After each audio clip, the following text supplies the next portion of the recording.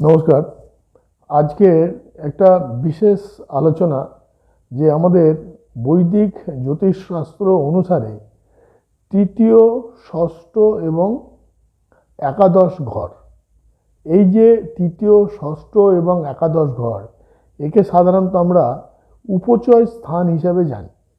তো আমরা দেখেছি যে তৃতীয়, ষষ্ঠ বা একাদশ ঘরে যদি কোনো জাতক বা জাতিকার রাহু অবস্থান করে, তাহলে তাদেরকে কোনো অবস্থাতেও কেউ আটকাতে পারে না, কোনোভাবে তাদের থেকে কেউ পেরে উঠতে পারে না।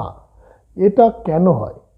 এখন কথা হলো যে প্রথমেই বললাম যে তৃতীয়, ষষ্ঠ এবং একাদশ এটা হচ্ছে উপচয় স্থান, সাধারণত আমাদের খারাপ ঘর হিসেবে সেটা আমরা জানি।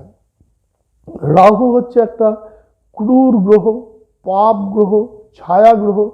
সে সবসময় কিন্তু আমাদের ক্ষতিকারক ব্যাপারটার সাথে সে জড়িত।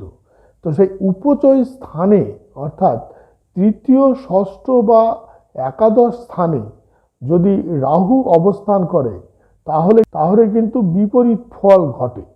অর্থাৎ সেখানে রাহু প্রচণ্ড শক্তিশালী হয়ে জাতক বা জাতিকার জীবনে হঠাৎ করে বিরাট ধরনের পরিবর্তন তারা কিন্তু নিয়ে আসে। বিশেষ করে তারা অপরাজেয় শক্তির অধিকারী হয়ে যায়। যে যারা কেউ যদি তাদের সাথে শত্রুতা করে বা যদি কোনো আইনি ঝুটঝামেলায় সে পড়ে, তার সাথে কেউ কোনোদিন কখনো কোনোভাবেই কোনো অবস্থাতেই পেরে ওঠে না। তো প্রথমেই আমরা দেখব তৃতীয় স্থানে যদি রাহু থাকে তাহলে কি কি ঘটে। তৃতীয় ঘর অর্থাৎ লগ্নের যে থার্ড হাউস, সেই ঘর থেকে আমরা কি পাই? সাহস, পরাক্রম এবং যোগাযোগের ঘর। আর রাহু হচ্ছে একটা শত্রু গ্রহ বা ক্রূর গ্রহ। তৃতীয় ঘরে বা তৃতীয় ভাবে যদি রাহু অবস্থান করে, তাহলে জাতক বা জাতিকাকে অত্যন্ত সাহসী, মানে মনের প্রচণ্ড মনোবল এবং নির্ভীক, ভীষণ ভয়শূন্য তাদেরকে করে তোলে।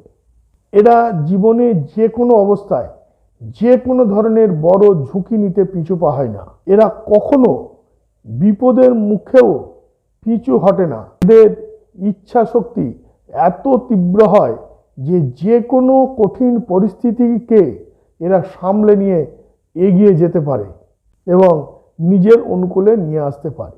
এবার দেখব ষষ্ঠ ঘরে যদি রাহু থাকে, ষষ্ঠ ঘর থেকে আমরা কি দেখি? রোগ, শত্রু এবং ঋণের স্থান। তো সেই ঘরে যদি রাহু অবস্থান করে, তাহলে এরা শত্রুহন্তা হয়। এরা সব সময় শত্রু থেকে বিজয় লাভ করে। এদের সামনে কখনো কেউ দাঁড়াতেই পারে না। যে কোনো প্রতিযোগিতা, যে কোনো আইনি ঝুটঝামেলায় এরা কিন্তু বিজয় লাভ করে। বরং এদের সাথে যারা শত্রুতা করতে আসে, তারাই কিন্তু হেরে গিয়ে একবারে নিঃশেষ হয়ে যায়। জীবনযুদ্ধে এরা কখনো হার মানে না। এরা যে কোনো বাধাকে ভেঙে গুঁড়িয়ে এরা এগিয়ে যেতে পারে। যদি একাদশ ঘরে রাহু অবস্থান করে, একাদশ ঘর হচ্ছে আয়ের ঘর, একাদশ ঘর হচ্ছে লাভের ঘর। একাদশে যে সমস্ত জাতক জাতিকার রাহু অবস্থান করে, সেই সমস্ত জাতক জাতিকা জীবনে যে কোনো পরিস্থিতিতে চরম উন্নতি লাভ করে। এরা সমাজের অত্যন্ত প্রভাবশালী ব্যক্তিদের সাথে সহযোগিতা করে, তাদের সাথে যোগাযোগ স্থাপন করে এরা জীবনে যে ওপরে ওঠার, একবারে চরম শিখরে ওঠার রাস্তা এরা তৈরি করে। একাদশ ঘরে যাদের রাহু থাকে, তাদের জন্মকুণ্ডলীর যত দোষ থাক না কেন, সেই সমস্ত দোষকে কাটিয়ে সেই ধরনের ক্ষমতা এরা রাখে। এরা জীবনে সমস্ত রকমের ইচ্ছা এদের কিন্তু পূরণ হয়। তো এই তিনটি ঘরের অর্থাৎ এই যে উপজয় স্থান তৃতীয়, ষষ্ঠ এবং একাদশ, এই তিনটি ঘরের যে কোনো একটিতে যদি রাহু অবস্থান করে, তাহলে জীবনে ছল বল কৌশল যে কোনো পন্থা অবলম্বন করে সব কিছুর সঠিক ব্যবহার করার ক্ষমতা এরা রাখে। প্রথাগত নিয়মের বাইরে গিয়ে এরা সমাজ এবং শত্রুর মোকাবেলা করে। এদের কেউ কোনোভাবেই কোনো অবস্থাতেই আটকাতে পারে না। যে কোনোভাবেই এরা বেরিয়ে যাওয়ার কৌশল নিজে থেকেই এরা তৈরি করে এবং চূড়ান্ত চতুরতা ও শক্তির সাহায্যে এবারে শিখরে উঠে যায়। তো এখন আমরা দেখব যে এই যে উপচয় স্থান, এই উপচয় স্থানে রাহু অবস্থান করলে কি কি ফলাফল হয় জানলাম। তো রাহুর সাথে যদি অন্য কোনো গ্রহ যুতি বাঁধে বা অন্য কোনো গ্রহের দৃষ্টি পড়ে তাহলে কি ফল হয়। প্রথমেই দেখব যে রাহু আর মঙ্গল যদি একসাথে থাকে বা রাহুর ওপরে যদি মঙ্গলের দৃষ্টি পড়ে তাহলে কি ফল হয়। রাহু আর মঙ্গল এদের যে জুতি সেটা অত্যন্ত শুভ। যদি কোনো জাতক জাতিকার রাহু এবং মঙ্গল উপচয় স্থানে একসাথে থাকে তাহলে তাদেরকে প্রচণ্ড আক্রমণাত্মক অপরাজেয় করে তোলে। এরা শত্রুদের ওপর বজ্রের মতো ঝাঁপিয়ে পড়ে এবং শত্রু থেকে বিজয় লাভ করে। অতিরিক্ত রাগের কারণে মাঝে মধ্যে আইনি ঝুট ঝামেলা এদেরকে পইতে হয়। একাদশ ঘরে এই জুতি তৈরি হলে তারা জমি জায়গা রিয়েল এস্টেট থেকে বিপুল সম্পত্তি এরা কিন্তু অর্জন করে। এবার দেখব রাহুর সাথে যদি বৃহস্পতির জুতি হয় একাদশ স্থানে, রাহু আর বৃহস্পতির যে জুটি তাকে আমরা সাধারণত গুরুচণ্ডাল যোগ বলে থাকি। বৃহস্পতি হচ্ছে জ্ঞান আর রাহু হচ্ছে চতুরতা। তাই রাহু আর বৃহস্পতি যদি কোনো জাতক বা জাতিকার উপচয় স্থানে অবস্থান করে তাহলে জাতক বা জাতিকাকে অসাধারণ ও কূটনীতিবিদ করে তোলে। এটা বুদ্ধি খাটিয়ে যে কোনো বড় সংকটকে এরা কিন্তু সমাধান করতে পারে। এরপরে দেখব রাহু আর শনির জুতি।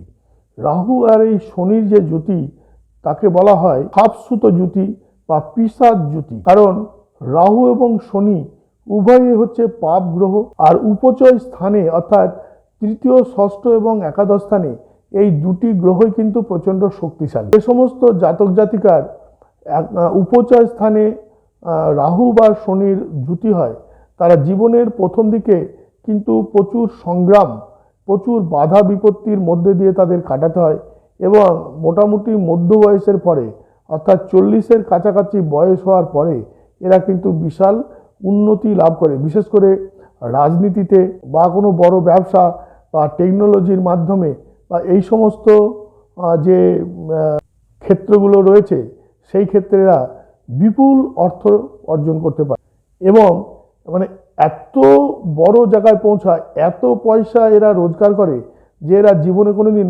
কল্পনাও করতে পারে না যে কোন জায়গা থেকে এরা কোন জায়গায় পৌঁছে যায়। এরপর আমরা দেখব রাহু আর বুধের জুতি। বুধ হলো বুদ্ধির কারক আর রাহু হলো বিভ্রান্তি, মহাজাগতিক শক্তি। তো যাদের রাহু এবং বুধ উপচয় স্থানে রয়েছে তারা শেয়ার বাজার, ট্রেডিং বা কূটনীতির মাধ্যমে প্রচুর অর্থ কিন্তু অর্জন করে। এরা এতটাই জিনিয়াস হয়, এরা কথার জাদুতে যে কোনো ব্যক্তিকে তাদের পক্ষে এবং তাদের নিয়ন্ত্রণে নিয়ে আসতে পারে। এদেরকে কেউ কখনো কোনোভাবে ঠকাতে পারে না। এরপরে আমরা দেখব রাহু এবং রবির জুতি। রাহু এবং রবির জুতি হচ্ছে মানে গ্রহণযোগ বলা হয়, কারণ রবি হলো রাজা আর রাহু হলো তার শত্রু। তাদের উপচয় স্থানে রাহু এবং রবি একসাথে রয়েছে, তারা কোনো বড় পদে বা সরকারি সংস্থার বড় জায়গাতে থাকলেও তারা কিন্তু মানসিক দিক দিয়ে তারা খুব দুর্বল থাকে। কেন কি কর্তৃপক্ষ বা সরকারের সাথে এদের কিন্তু একটা বিরোধ তৈরি হয় এবং অনেক সময় এদের সুনাম নষ্ট হয়। এবার দেখব রাহু আর চন্দ্রের যে জুতি।